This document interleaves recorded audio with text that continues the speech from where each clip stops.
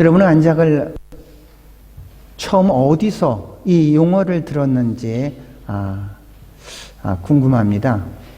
저는 이 안작이라는 단어를 처음 들은 게 1996년 뉴질랜드의 김은여사관과 교환사관으로 한 달간 뉴질랜드에 있었습니다. 웰링턴, 수도인 웰링턴에 있었는데 거기에서 공원에 갔더니 큰 비문에 뭐라고 썼어요.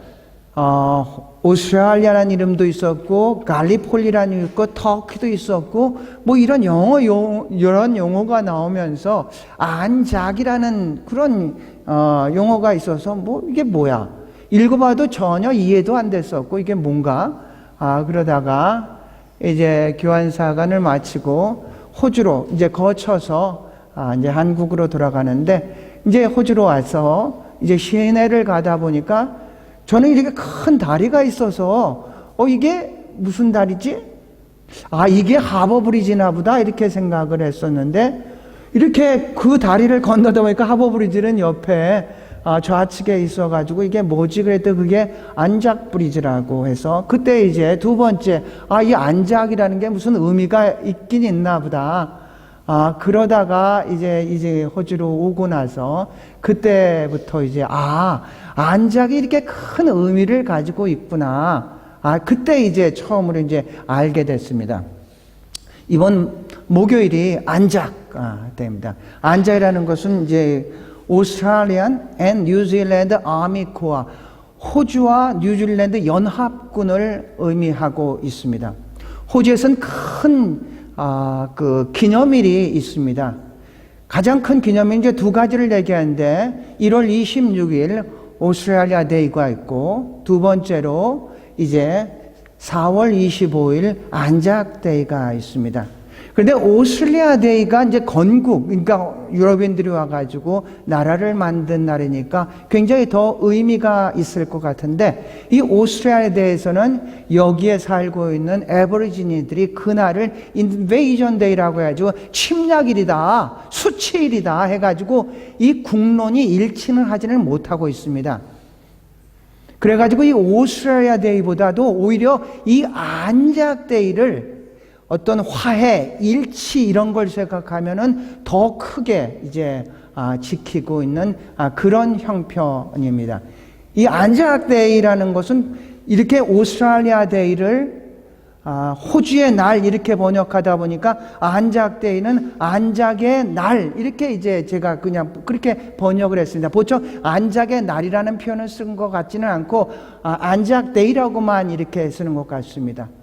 여기는 역사가 짧아서 그런데 이 한국 같은 데서는 굉장히 역사가 길다 보니까 이 기념일을 세 가지로 나눕니다. 절이 있고 날이 있고 일이 있습니다. 그러니까 절은 우리가 과거에는 4대 절기, 4대 가장 큰 이게 국경일로 얘기를 하고 있습니다. 3.1절이 있죠. 7월 10일이 제헌절이 있고 8월 15일 광복절이 있고 10월 3일 개천절이 있습니다. 그런데 이게 원래 4대 절기였는데 그런데 2000년이 좀 지나가지고 우리 한글의 그 파워, 한글의 이게 굉장히 중요한 건데 이것은 않는 게 이상하다 그래가지고 한글 날도 정해가지고 5대 절기로 했습니다. 이것도 절로 붙여야 되지 않느냐. 그런데 한글이란 특징상 절이라는 건 한문이니까 그냥 날로 그대로 얘기하자. 그래가지고 5대 큰 절기가 있고 그 다음에 날이 있습니다. 일이 있습니다. 두 번째로 현충일 같은 것은 이제 절에 속하지는 않습니다. 이런 두 번째 명절인 일도 여기서는 공휴일입니다. 세 번째로선 날이 있습니다. 날은 이것은 이제 기념은 하지만 공휴일은 아닌 것. 그런데 한 가지 예외는 있습니다. 어린이날은 이제 공휴일로 이렇게 정했습니다. 그래서 우리는 세 가지 절, 일, 날 이렇게 전하고 있습니다. 이 안작데이는 우리나라로 얘기를 하자면 현충일과 같은 날입니다. 안작이라는 것은 1915년에 이제 영연방 국가에서 호주와 뉴질랜드 군대가 이집트에 가서 이제 훈련을 받았습니다. 이집트에 가서 훈련을 받고 여기는 이제 갈리폴리입니다. 당시에 이 러시아는 연합군 편이었습니다. 러시아가 이 동맹군에 의해 가서 위기가 닥치니까 SOS를 쳤습니다. 연합군한테 우리를 좀 구해달라. 그랬더니 연합군에서 작전을 어떻게 폈냐면은 그러면 우리가 갈리폴리에 들어가서 흑해 쪽으로 들어가자. 이렇게 작전을 세우고 이제 여기에서 훈련을 마친 안작이 1915년 4월 25일 날 이제 갈리폴리로 이제 들어가게 됩니다. 그래서 그들은 생각하기를 그 갈리폴리가 이제 평평한 지역이고 그리고 이제 그것을 타서 올라갈 거라고 생각을 했는데 그런데 이미 터키군은 다 올 거를 대비를 하고 있어서 상륙한 곳도 이 평평한 지역이 아니라 언덕의 지역이었고 터키군이 언덕 위에서 기포를 쏘면서 이 갈리폴리에서 상륙하기 전에도 엄청나게 많은 사람들이 이제 죽습니다. 그리고 악전고 끝에 갈리폴리에 상륙을 하고 전진을 하려고 했지만 1차 대전은 참호전으로서 전진을 못하고 계속해서 같은 지역에서 공방전이 펼치게 됩니다. 결국 이들은 전진을 하지 못하고 연합군 전체가 12월에 이제 후퇴를 하게 됩니다. 그래서 이 안작 전투로 해서 호주군은 한 8,700명, 뉴질랜드군은 한 2,000몇 명에서 만여 몇 명이 죽었었던 그런 전투가 바로 이제 안작 전투입니다. 그래서 지금도 그 4월 25일 뉴질랜드와 호주와 터키도 마찬가지로 이제 기념 행사를 이제 하고 있습니다. 재미있는 사실은 터키와 이 호주가 이게 적이었었죠. 그런데 한 1915년이니까 40년도 안 돼서 이들이 같은 동맹군으로 6.25의 같은 편으로 참전을 하게 된다는 거죠. 당시에는 적이었었는데 한국이라는 그 6.25 전쟁에서는 같은 편이 돼서 우군으로 싸움을 했었던 그런 관계입니다. 그래서 안작은 1915년 4월 25일 날 그 안작의 그 전투를 이제 기념을 하는 그런 날입니다. 여러분, 안작은 이제 우리나라의 현충일 같은 그런 많은 사람들이 죽었기 때문에 현충일 같은 날인데 안작의 행사는 광복절과 같이 그렇게 행사를 하고 있습니다. 4월 25일이 되면 구세군도 거기에 나갑니다. 구세군 밴드도 서 있고 그 전 세계 전투에 관계되어 있는 사람들은 자기 부대를 만들어서 행진을 합니다. 10시에 합니다. 새벽에 5시엔 돈 서비스가 있고 그리고 10시에 이제 마치를 이제 시작을 합니다. 이번 목요일 날 그렇게 하게 됩니다.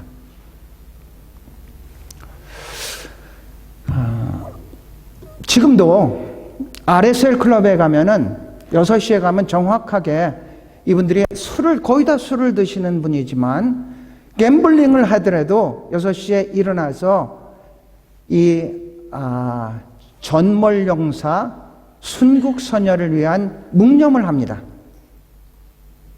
1분간 묵념을 하고 그 마지막 말은 Lest we forget, 이 사실을 우리가 잊지 말자. 그러니까 역사, 그 많은 희생이 이게 아무런 게 아니라 이 희생을 통해 가지고 우리가 여기까지 왔다는 것을 잊지를 말자. 이런 얘기입니다. 작년 11월 11일 11월 11일 11시는 무슨 날이냐면 리멤버런스 데이입니다. 바로 1차 대전이 종전된 날입니다. 1차 대전이. 그래서 맨 처음에는 아미스티스 데이 해가지고 종전을 일으켰다가 나중에는 1차뿐만 아니라 2차 모든 전쟁을 연결시켜 가지고 11월 11일을 Remembrance Day, 기억하자 그날을 이제 그런 말로서 우리가 지키고 있습니다. 이 Remembrance Day 때 한국에서 한국 전쟁 참전국 기념사업회라고 있습니다. 이분들은 이제 22개국, 여러분은 우리가 그 한국 전쟁에 6.25 전쟁에 참전한 나라가 16개 국은 전투병을 파병했고 6개국은 의료병을 파견했습니다. 의료를 지원해주고 파병했습니다. 그래서 토탈 22개국이 한국전에 참전을 했습니다. 이 참전협회 기념사협회는 어떤 단체냐면은 그 22개국을 전체적으로 다니면서 그분들 참전 용사들에게 너무나 감사하다. 당신들 때문에 오늘의 한국이 있을 수 있다. 이것을 이분들에게 감사를 표현했습니다. 그래서 이분들이 작년 11월 11일 날 여기에 와서, 여기 시드니 스트라스필드입니다. 여기에 계신 분이 이분이 이제 해군 제독입니다. 이분이 해군 제독 이언 크로포드고요. 이분이 존이라고 이렇게 부르는데 이름은 존 바이햄입니다. 바이햄이 어디고요. 이분들 이제 모여서 참전 용사들, 한국 참전 용사들도 있고요. 그 후예들도 있고 관계된 사람도 있고. 그래서 이 사업, 한국 전쟁 참전국 기념 사업회에서 너무나 감사하다. 당신들 때문에 오늘날의 한국이 이렇게 있을 수가 있습니다.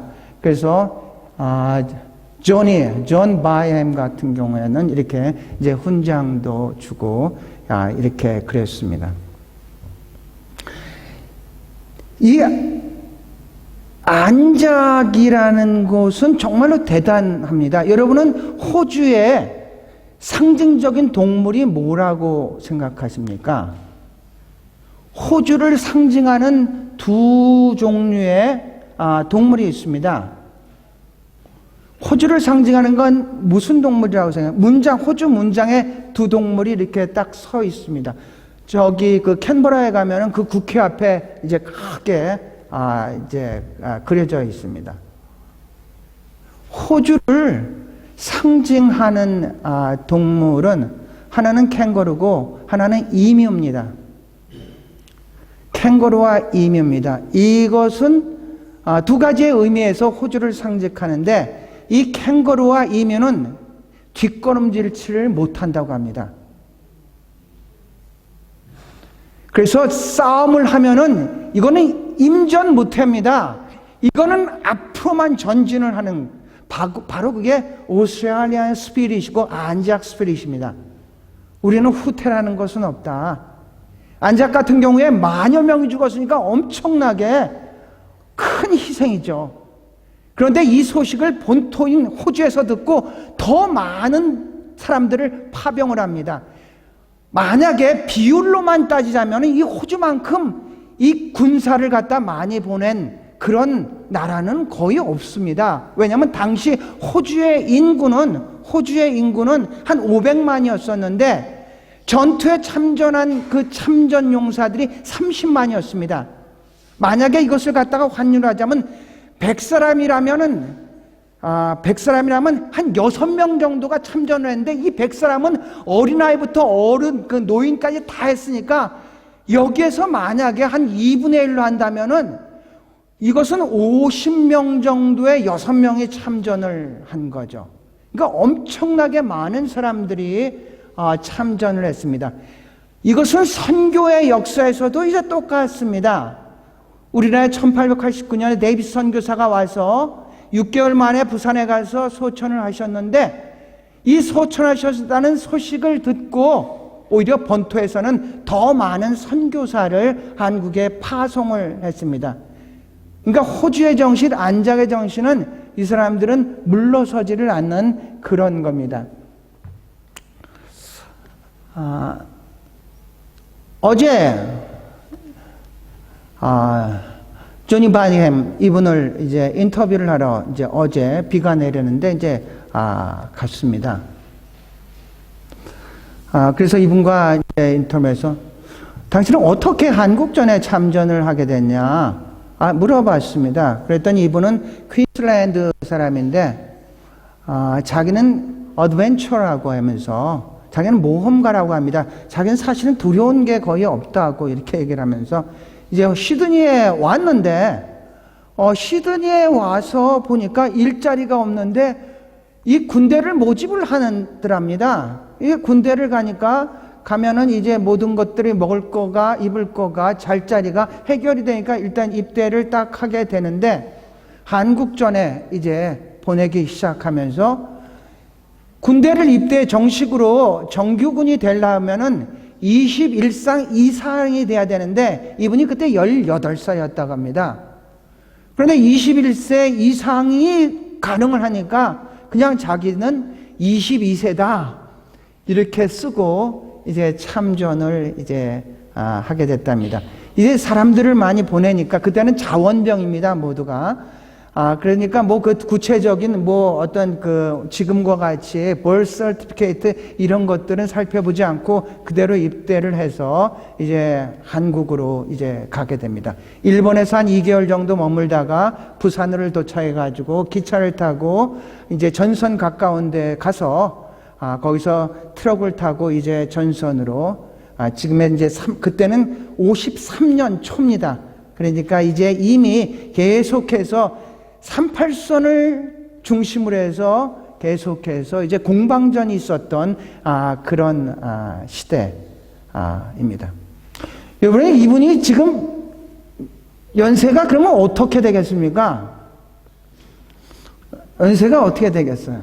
우리 지난주에 우리 김종기 목사님 1940년생 84 그렇게 정정하게 이렇게 한 걸 보고 와 많은 이렇게 도전도 받고 은혜도 이제 받았는데 이분의 연세는 얼마나 될 것 같습니까? 지금 그 목요일 날 작년까지는 이제 6.25 참전 용사들이 연합해서 이제 마취를 했는데 이제 6.25 참전 용사들이 거의 다 90이 넘었고요. 90이 넘어서 마취를 할 수가 없어서 한국전에 참전한 사람들의 마취가 아마 없어질 것 같다 이렇게 얘기를 하고 있는 그런 상태입니다. 한 가지 이분한테 배운 건 뭐냐면 훈장이 왼쪽에 달리면은 직접 참전한 사람이고 오른쪽에 달린 사람은 직접 참전한 게 아니라 그 후손이라든지 연관된 사람이 그 행사에 참전할 때는 오른쪽에 이제 달고 자기가 직접 참전한 사람이라면 이제 왼쪽에 이제 달고 있다고 얘기를 합니다. 이분이 33년생입니다. 33년생. 이제 91. 90. 그런데 얼마나 젊어 보입니까? 굉장히 젊어 보이죠? 말씀을 하는 것도 까랑까랑하고요. 정말로 제가 놀라운 건 이분이 여기가 이제 정부주택인데 이분이 책을 10권을 썼습니다. 10권을 썼는데 저한테 2권을 줬는데 이게 이제 뭐라고 썼냐면 three words, a soldier. soldier는 자신을 얘기하고 이분이 3번의 전쟁에 참전을 하신 분입니다. 첫째 6.25 전쟁을 참전했고요. 두 번째 베트남 전쟁에 참전을 했고요. 그 다음에 인도네시아 내전에도 너 두렵지가 않느냐 당시엔. 자기는 그런 거 없답니다.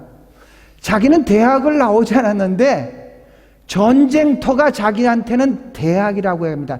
전쟁 극한 상황에 몰려보면은 사람은 자기의 본심이 나오고 자기가 어떤 사람이고 죽어가는 사람들을 품에서 삶이란 것은 무엇이고 생명이란 게 무엇인가를 자기는 피부로 느끼면서 배운다고 3번의 참전을 했는데 자기는 두렵지가 않다고 합니다. 그래서 이분이 책을 10권을 썼다는 것은 6.25 때 찍은 사진들을 쭉 보여주는데 카메라를 가져가서 그 병사임에도 불구하고 중요한 사진을 다 찍었고 베트남 전쟁에서는 이 무비 동영상을 찍어가지고 인터넷에 이분의 사이트가 유튜버입니다. 유튜버. 그래서 이 인터넷에 가도 이분의 자기가 쭉 이렇게 한 거를 갖다가 레코딩을 한 그런 분입니다. 그래서 제가 궁금해서 물어봤어요. 베트남 전쟁과 한국 전쟁과의 차이점이 뭐냐? 이분이 2000년도에 한국 정부의 초청을 받아서 2000년도에 가서 너무너무 놀랬다고 합니다. 이분이 일본에서 부산에 도착했을 때 부산을 표현을 하는데 블랙 앤 화이트입니다. 모든 피난민들로 인해 가지고 높은 건물은 하나도 없었고 모든 것들이 블랙 앤 화이트 앤 그레이 이런 상태였고, 서울로 올라가 보니까 서울에는 조금 높은 빌딩이 있었는데 모든 게 파편으로 해서 무너졌고, 자기가 아직도 생생하게 기억하고 있는 것은 남대문을 기억하고 있더라고요. 남대문은 그대로 있었다는 거, 그거를 기억하고 있었고, 거기도 마치 정말로 그 전쟁에 지금 그 포화로 인해서 아주 어려운 상태를 기억하고 있다가 2000년도에 한국 정부의 초청을 받아서 서울도 가고 부산도 가고 너무너무 놀랐다며, 한국이 발전하고 있다는 소식은 들었지만 이 정도까지는지는 전혀 알지를 못했다고 하면서 이렇게 얘기해요. I'm proud of myself. 나는 나 자신이 너무 자랑스러워. 왜? 내가 흘린 그 땀, 피로 인해 가지고 그 결과로 한국이 이렇게 자유민주주의로 이렇게 굳건하게 서고 있다는 것, 이렇게 경제가 발전했다는 것을 내 눈으로 목격하니까 너무너무 내 자신이 자랑스럽다고 이렇게 얘기를 하는 겁니다. 그런데 베트남은 자기들이 이제 철수를 하고 나서 이제 공산화 되면서 아무것도 남은 게 없다. 이렇게 하면서 좀 베트남 전쟁에서는 좀 우울해하게 하는 것 같은데, 한국에 대해서 얘기를 할 때는 너무너무 신나게 이제 얘기를 하는 것을 봅니다.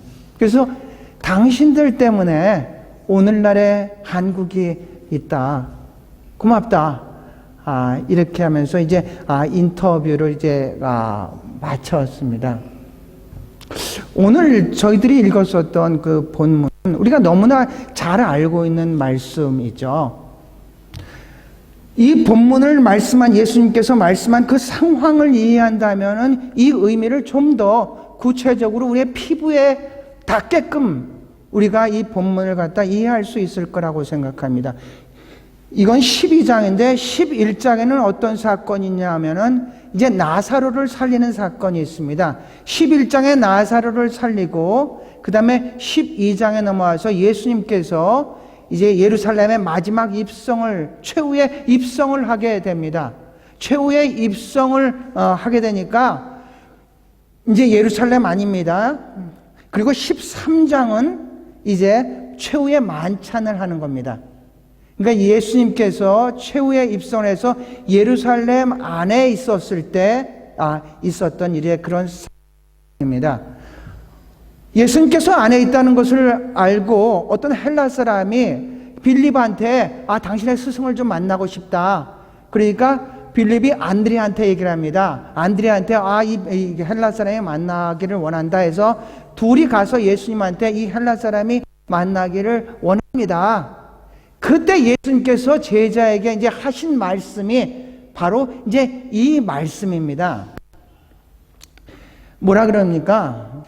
내가 진실로 너에게 얘기하노니 한 알의 밀이 땅에 떨어지면은 땅에 죽지 아니하면 한 알 그대로 있고 죽으면 많은 열매를 맺는다 했습니다. 그러니까 지금 이 한 알의 밀알이라는 것은 예수님 자신을 얘기를 말씀하는 겁니다. 그러니까 예수님의 이제 십자가 죽음에 대해서 이제 얘기를 하는 겁니다. 내가 한 알의 밀알이 돼서 땅에서 죽으면은 이제 많은 열매를 맺겠다. 이런 것 이제 그 예수 그리스도를 그 사건을 믿는 사람들은 이 부활의 생명을 얻을 수 있다는 것을 이제 말씀하는 겁니다. 그러니까 예수님께서 이 제자들에게 말씀한 이 자연의 원리를 통해 가지고 영적인 원리를 갖다 지금 이제 설명하고 있는 그런 상태입니다. 자연의 원리를 통해서요. 죽는 건 죽는 거고 사는 건 사는 거고, 우리가 이런 말씀들이 사실은 성경에 굉장히 많이 나와서 우리가 이해하기가 참 어려울 때가 참 많이 있습니다. 높아지려는 자는 낮아져야 된다고 한다. 살라는 자는 죽어야 된다. 진정한 자유를 얻기 위해서는 진정한 종이 돼야 된다. 역설과 같은 이야기들이, 이 복음의 역설이 엄청나게 성경에는 많이 있습니다. 그래서 우리는 그 귀절을 읽으면서 이것은 좀 모순이 되지 않겠는가, 이런 생각들을 굉장히 많이 하죠, 우리가요. 얻고자 하느냐? 그러면 버려라. 반대의 개념을 통해서 우리에게 복음의 진리를 얘기하는데, 그냥 표면적으로 피상적으로 이 이야기를 받아들이면은 이건 모순이 아닙니까? 이렇게 우리가 생각할 때가 참 많이 있죠.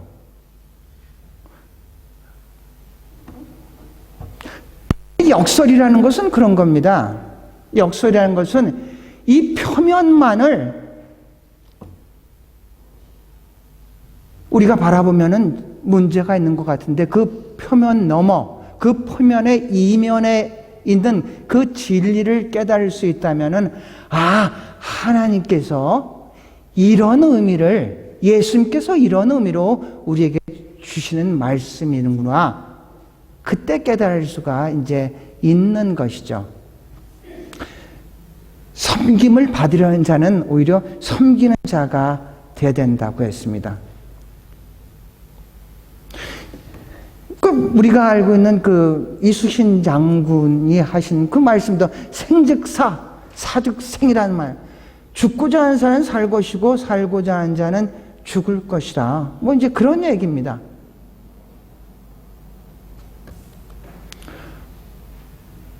우리의 현실은 이 땅을 밟고 있습니다. 그래서 땅을 중심으로 살아간다면은 잘 이해가 되지를 않죠.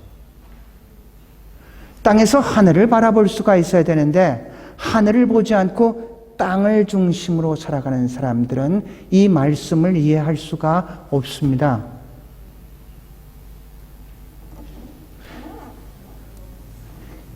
영을 알지 못하고 육을 중심으로 살아가는 사람들은 이 말씀을 이해할 수가 없다는 얘기입니다. 자기를 중심으로 살면서 그리스도를 알지 못한다면은 이 말씀이 모순일 수밖에는 없다는 얘기입니다. 육을 중심으로 살아가는 사람은 세상에 속한 사람이고, 세상에 속한 사람이라면 세상의 것도 얻지 못하지만 하늘의 것은 더 얻을 수가 없습니다. 영을 중심으로 살아가는 사람은 하늘에 속한 사람으로서 하늘의 것은 물론이고 이 땅의 것도 얻을 수가 있습니다. 땅의 것이 중요하지 않다는 얘기는 아닙니다. 우리의 현실은 이 땅에 있습니다. 말씀하고자 하는 것은 우리의 삶의 우선순위가 분명해야 된다는 얘기입니다.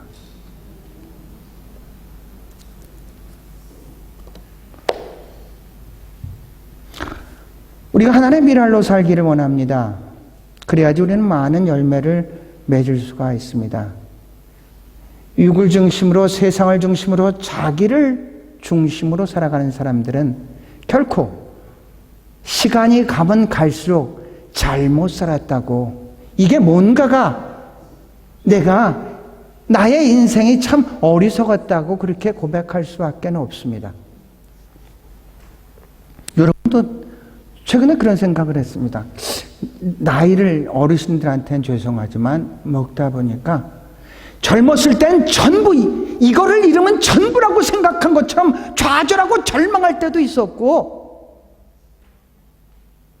어떤 것을 잃었을 땐 세상을 다 잃은 것처럼 착각할 때도 있었는데, 근데 시간이 지나면서 그것들이 다 지나가고 뒤돌아보니까 그게 우리의 삶 속에서, 저의 삶 속에서 그렇게 중요한 문제가 아니었다는 것을 뒤늦게 깨닫게 됐다는 얘기입니다.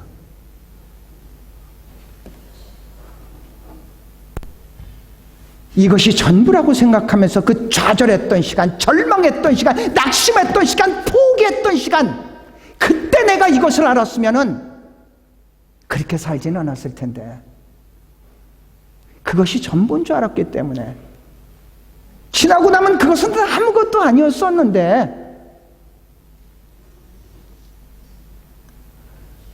사랑하는 성도들, 세상의 것은 그렇지 않습니까? 여러분의 삶을 돌아볼 때, 그때 그것, 그 사람,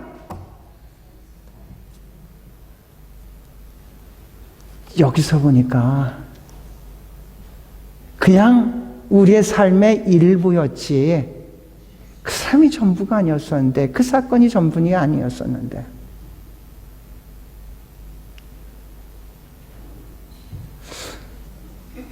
어떻습니까? 우리가 예수를 믿고 그리스도 안에 속한 자로서 오늘을 살고 있는 그런 사람들이죠. 우리의 갈등은 그렇습니다. 예수를 믿고 머리로서는 아는데 삶으로서 살지를 못하기 때문에 세상 사람들이 아예 모르고 고민하지 않는 것을 우린 또 하나의 고민을 더하면서 혹시 살아가고 있지는 않습니까?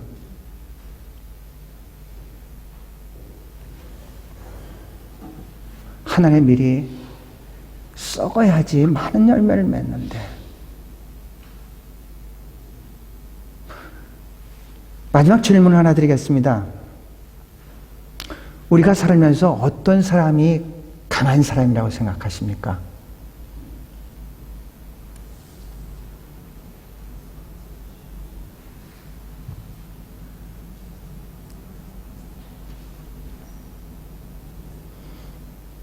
저는 그렇게 생각합니다. 여기서 요한복음 12장에는 이 말씀을 하나의 미랄로 비유를 했는데, 마태복음 16장에는 예수 그리스도께서 베드로의 고백을 듣고 그 이후에 하시는 말씀이, 누구든지 나를 따르는 자는 자기를 부인하고 자기 십자가를 지고 나를 따르라. 정말로 강한 사람은 자기의 것을 부인하는 그 사람이 강하다고 생각합니다. 얼마만큼 강하냐? 부인한 그만큼 강해질 수가 있습니다. 내 걸 자꾸 챙기다 보니까, 나 중심으로 하다 보니까 그만큼 약해지지만, 나 이제 내 거 안 챙겨. 누구 앞에 서든지 무슨 일을 하든지 담대하게 할 수 있지 않겠습니까? 어떻게 그 마음을 가질 수 있습니까? 우리의 본향이 여기가 아니라 하늘에 있고, 우리가 땅에 속한 사람이 아니라 하늘에 속한 사람이고, 나를 위해서 사는 것이 아니라 그리스도를 위해서 사는 것이고, 그런 마음을 우리가 분명히 우리의 신비에 깊게 새기고 오늘을 살아간다면은, 바로 그 사람을 통해서 하나님께서 하늘의 축복뿐만 아니라 이 땅도 지배할 수 있는 능력을 허락해 주실 줄로 믿습니다. 다 같이 기도하시겠습니다.